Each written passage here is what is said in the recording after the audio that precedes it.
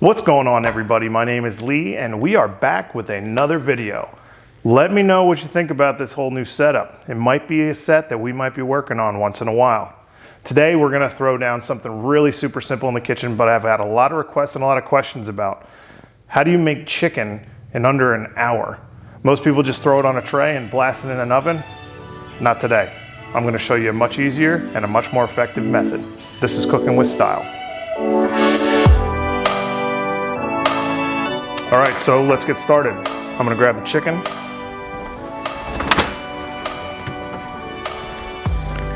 So for this method, we're gonna use just one chicken breast, but in most cases, if you're cooking for a family, by all means, you can do this with more than one. Now, these are pretty sizable, if you can see, all right? Needless to say, they're a little bit big. We gotta make this cook a little bit easier. So first off, you wanna make sure to get it decently dry. Reason being is, if you don't have it decently dry, it can slide all over the place, slide all over your board. More difficult for you to slice, number one. Number two, you're not gonna get a good sear because the method that we're gonna use, we're actually gonna pan sear this, then we're gonna toss it into a 400-degree oven. So let's get started. Number one, both sections of this breast are different sizes, all right? So what we wanna do is basically even it out. So we're gonna go straight down the center of it to try and keep it as even as possible. That way these will cook at the same temperature. That's it.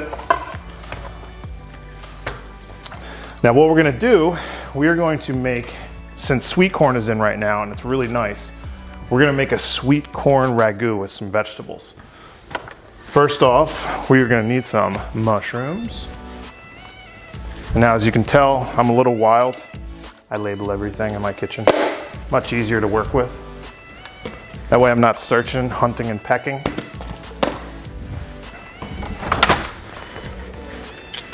There we go. All right, let's get started. So first off, the good thing is you can do all of these into one bowl because we're making a ragout. There isn't gonna be too much change in the cooking temperature of them, and they all basically cook evenly at the same time. So I'm gonna start off with some shallots first. All I'm gonna do is do like a small dice. You don't have to go crazy mincing them up and all that kind of jazz. I'm using about a half of a shallot. All right, let's go ahead and grab some. I have some julienne orange bell peppers. So I'm gonna grab a couple of those. And all we're gonna do is basically cut them the same exact size that we just did the shallots.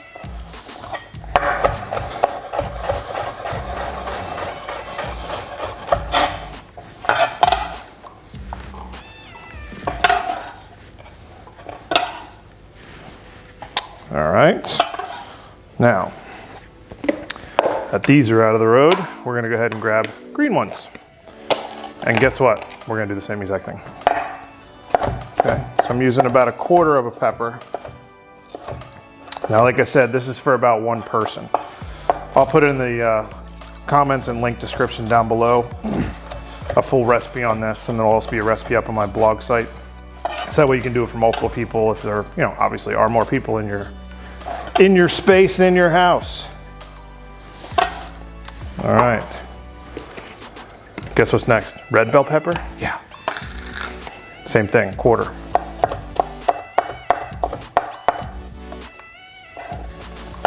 Now the reason we're cutting everything the same size is why? Because we want it all to cook at the same temperature, same time, and they all get the same cook. In other words, you're not gonna have tons of different vegetables in there, all crazy different sizes, since we are starting them all at the same time, that they're not gonna cook properly.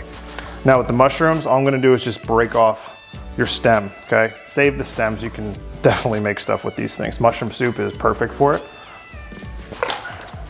So I'm gonna use about 5 of these.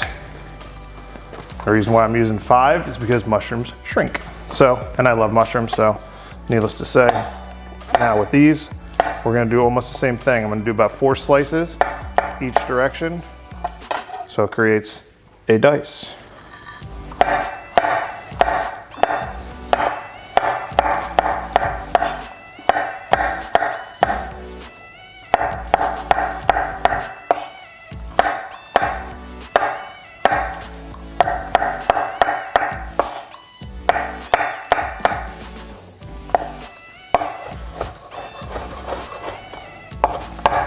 And there we have it. All right. And now, just for good measure, because I like things a little bit on the spicy side, you don't have to go wild, and I'm not going to utilize the seeds, jalapeno pepper. I am going to take about 1/4 of a jalapeno. All right, now, this vein in here holds a ton of capsaicin. So I'm gonna take that out because I don't want it to be blasting me in the mouth when I'm going for my tasting. So just devein it nicely. And we're going to small dice this. Okay, now when you're working with peppers that have spice to them, jalapenos, poblanos, habaneros, all that kind of jazz, right after you cut these, do not touch your face. Make sure you wash your hands, because you will remember it. That is a guarantee. All right, I also have already pre-done sweet corn. All I basically did, I did not cook this yet. All I did was cut it off the husk, and we're gonna do everything over there in that pan. See you in a second. All right, so let's get started. We're gonna put our pan at high heat. We are going to add some bacon. Hear that sizzle? All I did was take about 1 strip of bacon and I diced it up. I'm gonna add a tablespoon of butter along with that, so who doesn't like a little bit more moisture and a little bit more fat, richness. We're gonna let that sweat down.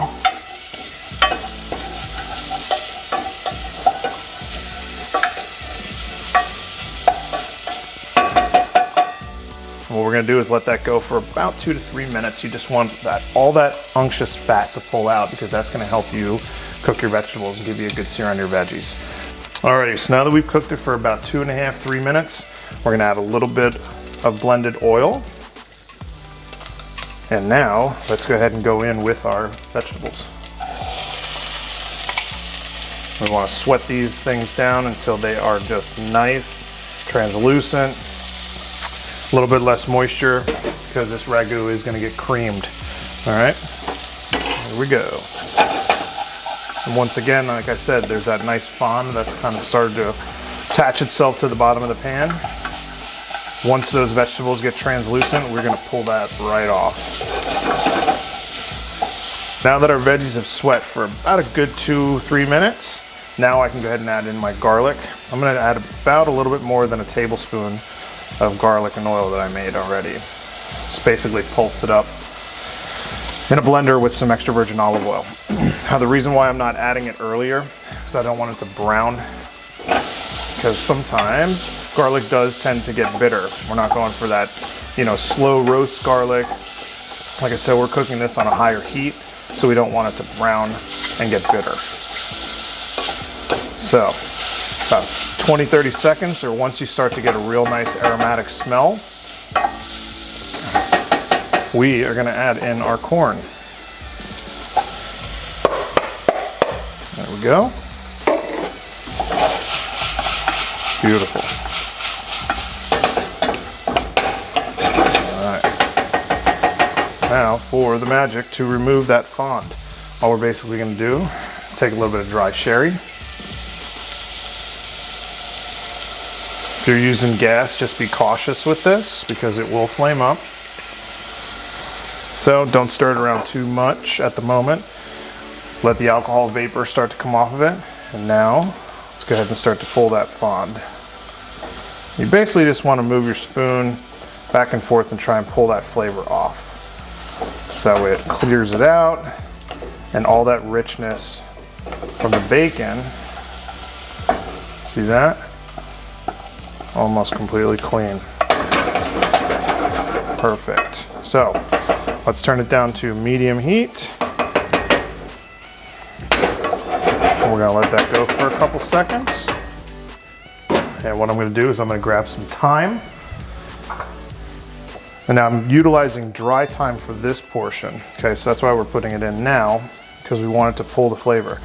Now what I'm doing is I'm rolling it between my fingers, so that way it breaks them up a little bit, because dry thyme, if you just throw it right in, you're not gonna get that much flavor. You wanna make sure that you break it up. A little bit of cracked black pepper.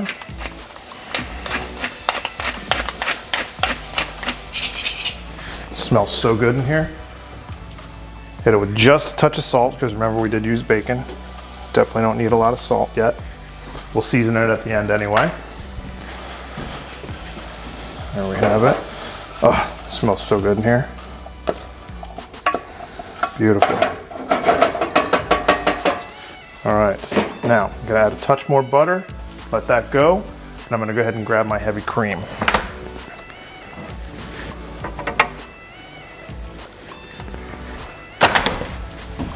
And in. And we are going to let that come up to a boil, turn it down to a simmer, and we're gonna let it reduce down till it becomes nice and thick and creamy. And I'm also then gonna finish it with some cheese. All right, so while our ragu is cooking along, let's go ahead and start our chicken. Now I've already preheated my oven to 400 degrees, because that's the number one thing you wanna make sure you do, because we're gonna go from pan, whole pan straight into the oven. So some blended oil first to start. And you want the oil to basically dance in the pan. You want it to be able to move itself easily. See how it has a nice dance to it? Needless to say, it creates ripples. That means your pan's hot enough. Now I've seasoned the one side with salt and pepper. That's the skin, or technically it's the top side of the breast, and we're gonna go straight in away from you.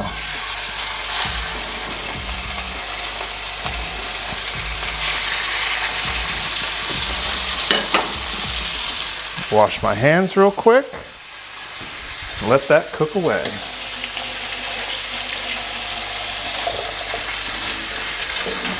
All right, now you don't want to move it around too much. You want it to create a skin. All right, once again, we are creating a fond, just like we did with the vegetables and with the bacon. So let's double check on this real quick. Nice, getting nice and thick, creamy. We are getting there. Like I said, this kitchen smells magnificent right now. All right, you're gonna wanna let your chicken go for about a good solid minute and a half to 2 minutes on high. All right, here we go. Let's check her out. Look at that, beautiful. Got a nice golden brown crust creating. Magnificent. Okay, now we're gonna turn the temperature down to low. So let it sit up here for about a minute and a half, and then we're gonna take all of this straight into the oven, but we're gonna add a little bit of magic to it. Now that is serious. The flavors are marrying so nicely with this. What we are gonna do now is I'm going to add some grated Parmigiano Reggiano to this, which will also help it thicken up a little bit as well. In. It's glorious. Give it a stir. How rich and creamy this is getting. This is perfect going into the fall. We are just going to let that go for a couple more minutes until it gets nice and thick. All right, we're ready for the oven. So what we're going to do, toss in some fresh thyme. You're going to hear it pop a little bit. Put some butter in there. And a little dash of chicken stock. Hear that pull away? Nice. So now what you want to do, move your chicken around, let that fond come off of it again. And we are going to baste these before they go into the oven.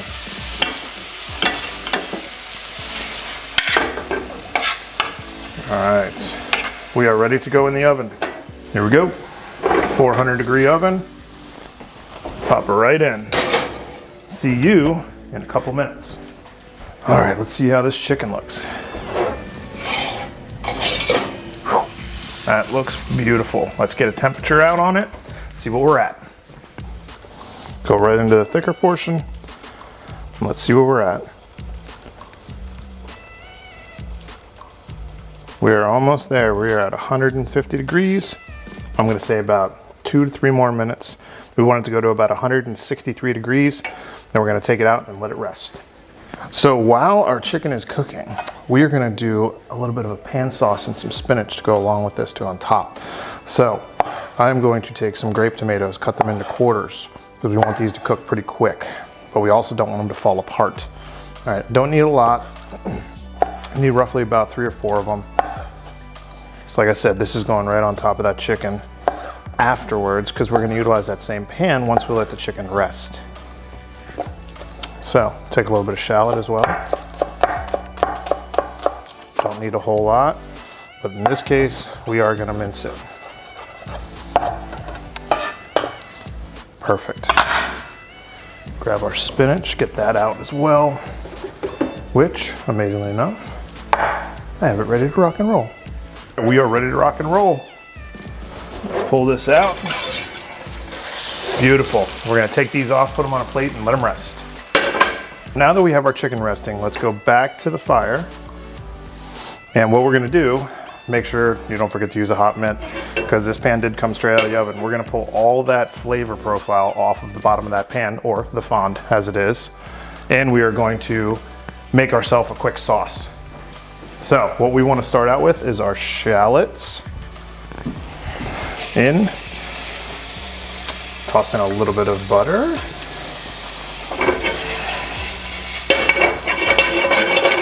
All right, now this is not going to take a long time.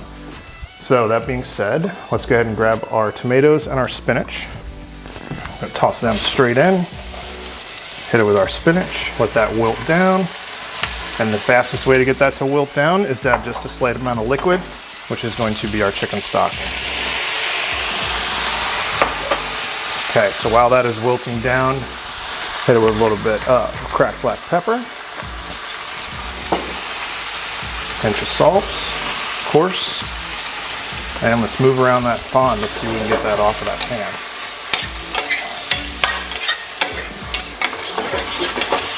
Beautiful, there it is. All that richness from that chicken just came up. We're gonna let this cook down. Our ragu is done, our chicken is resting. We're gonna let that rock and roll for about 3 minutes, and we are ready to go to plate, and we're gonna taste this. All right, you guys, let's go.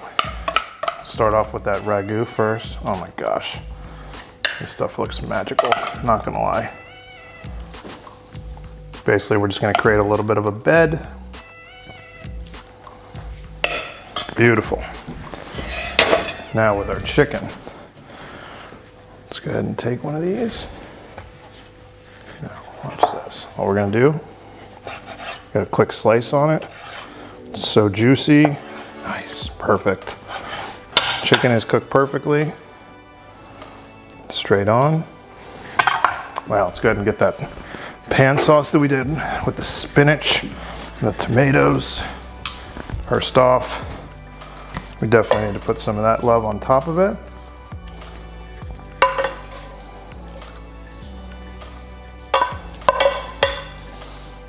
Holy smokes. Now, a little bit of the sauce. There it is. And we are done. Well, all that's left to do, let's try this out. It looks delicious. It's unbelievable. Chicken, super nice. I'll give you a little feedback on the profile flavor we got going on. It's so juicy, tender. Spinach is just cooked perfect, wilted. Spot on. Now you add in that bacon and sweet corn ragu. That I could legitimately eat every day. Super simple. The entire meal took 20 minutes. Even if you're doing it for multiple people or a whole family, it's still gonna basically take the same amount of time. I don't know more to tell you, just go ahead and eat it. You let me know what you think in the comment. Also, if you like my content, by all means, like, subscribe, share, all that happy stuff. Great to see you. I'll see you in the next video.